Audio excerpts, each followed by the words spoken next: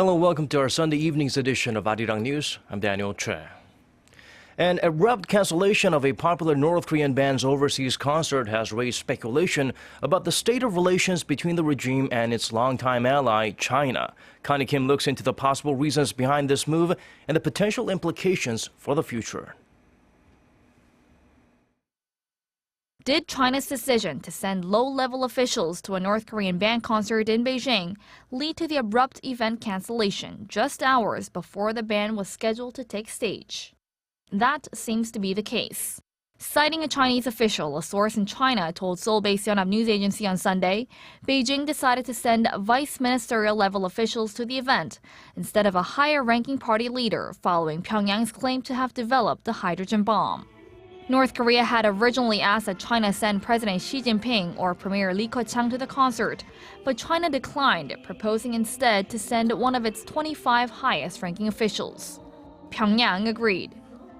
But the source said things took a sudden turn on Thursday when the North Korean leader announced the regime had developed a hydrogen bomb, also the day North Korea's pop sensation Moranbong band arrived in Beijing. China's state-run news agency Xinhua released a vague statement on Saturday, saying communications regarding work-related issues were to blame. But none of that has dispelled speculation about why the Moranbong band's first concert overseas was called off on short notice. A source familiar with North Korea told Yonhap it's because Pyongyang has declared a period of mourning for its late leader Kim Jong-il, during which singing and dancing are banned. Whatever the reason may be, experts say it seems that North Korea's relations with its longtime ally have been dented, as the performances were aimed at improving Sino-North Korean relations. Connie Kim, Arirang News. Meanwhile, North Korea is blaming South Korea for the failure of a recent round of high-level bilateral talks. On Sunday, the reclusive state's main propaganda website, Uri Minzokkiri, said Seoul had ruined the talks and the mood for improving bilateral relations by slandering Pyongyang. It also denounced the South's President Park Geun-hye for raising North Korea's nuclear program and human rights record in a speech she gave at UNESCO earlier this month in Paris. Shortly after the inter-Korean talks ended on Saturday, the Pyongyang's Korean Central News Agency blamed Seoul for the breakdown in the talks, saying South Korea declined to discuss fundamental issues such as the resumption of a long-stalled tour program. The first of such talks in 8 years ended without producing an agreement on when to meet again. The co-founder of Korea's main opposition New Politics Alliance for Democracy has left the party, ending weeks of bickering between him and the party's current leader. Ahn Cheol-soo says he can no longer be part of the NPAD, citing Moon Jae-in's refusal to step down and pave the way for much-needed reforms.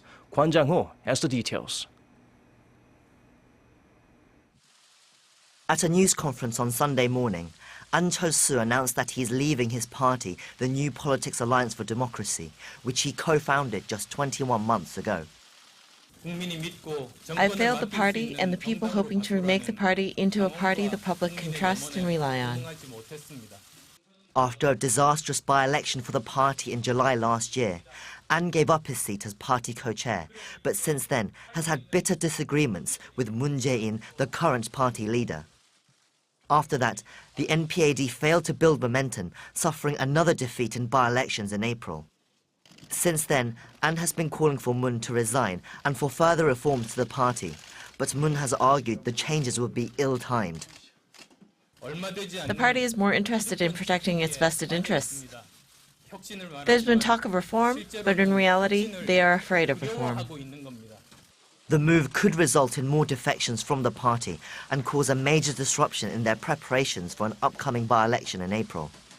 Moon is said to have met with Ahn late on Saturday evening, but was unable to change his mind.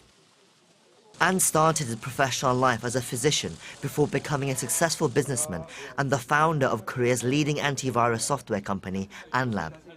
He entered politics in 2011, first running unsuccessfully for Seoul City Mayor and then for the presidency in 2012. Running as an independent, he was seen as a new hope for Korean voters who were sick of traditional party politics. Although his numbers were impressive and at times higher than those of Moon Jae-in, the main opposition party leader at the time, Ahn dropped out of the race and gave his support to Moon in an effort to try and defeat Park Geun-hye and the ruling Henry Party. He then left for the United States, but returned a year later to found the current opposition party. Ahn has promised that he will fight on, but he has not yet revealed whether he will create a new political party or join a different one. Kwon Jang-ho, Arirang News. Korea, China, and Japan are gearing up for another round of negotiations on their trilateral trade deal. According to the Trade Ministry, the trilateral talks will be held for 2 days in Hakone, Japan, starting on Monday. This will be the 9th round of trilateral talks since discussions began in November 2012. The topics up for discussion include technical barriers to trade, rules for online transactions, and sanitary and phytosanitary measures. It seems like Korea's exports will grow at a slower pace than the global average for a second year in a row. According to the Korea Development Institute on Sunday, Korea's exports in terms of volume are expected to remain unchanged from last year at 2.3%, far lower than the IMF's projected 3.2% gain. Analysts point to intensifying competition with China in areas like steel, chemicals, and IT, which have served as a major driver of Korea's exports, as the main culprits. The think tank's projection for next year is not bright either. It says Korea's exports will grow just 1.8% on year, while the IMF expects a 4.1% rise in global trade.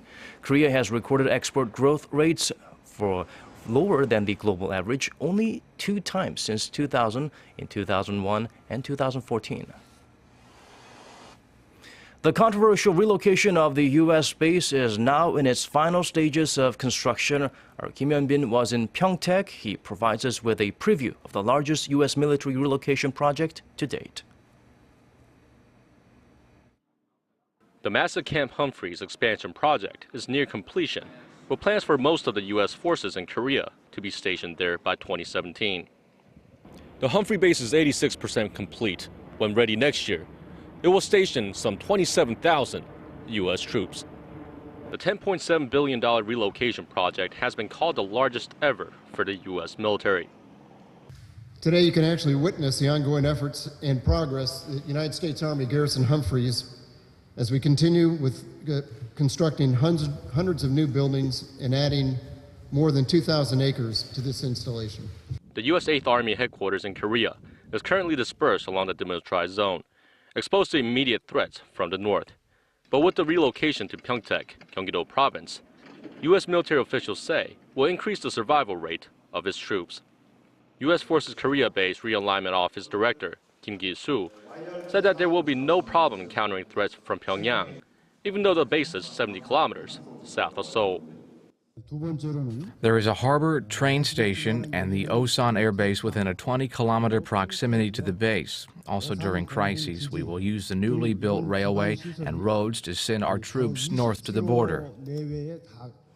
Patriot missile defense batteries will be implemented in the camps to counter any missile attacks from the north, while some residual forces will remain stationed north of Seoul temporarily, along with a downsized command at Yongsan Base in Seoul. Kim Hyun-bin, Arirang News, Pyeongtaek.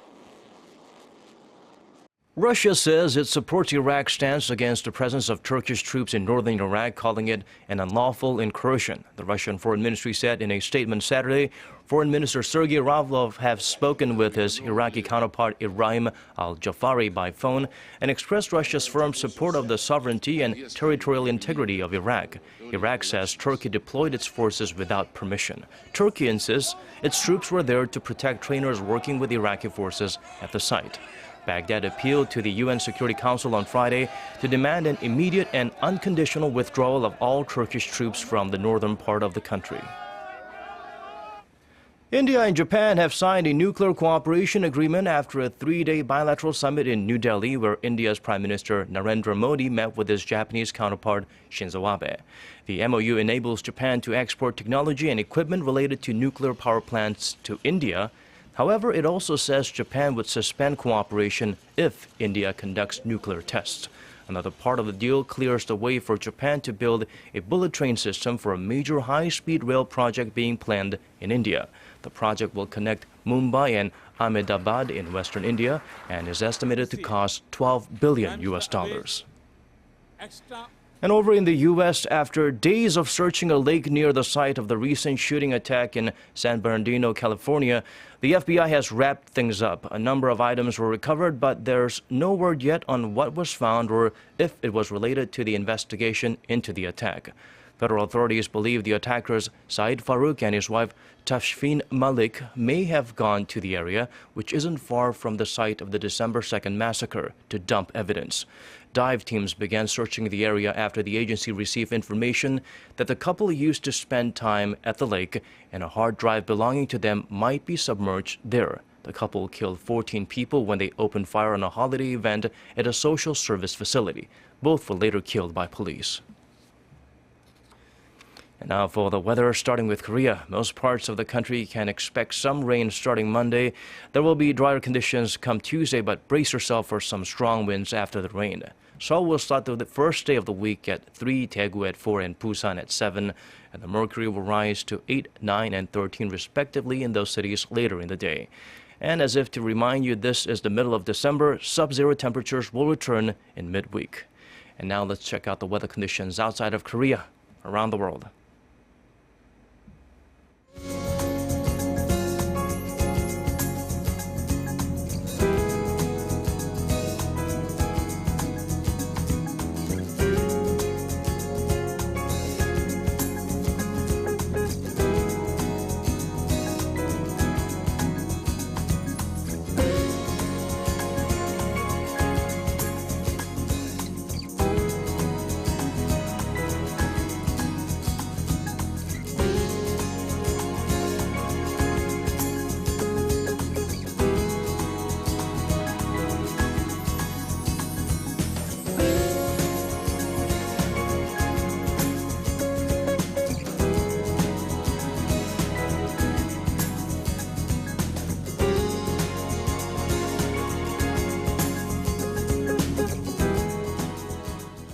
And that brings us to the end of our newscast. More coming your way at 10 p.m. Korea time.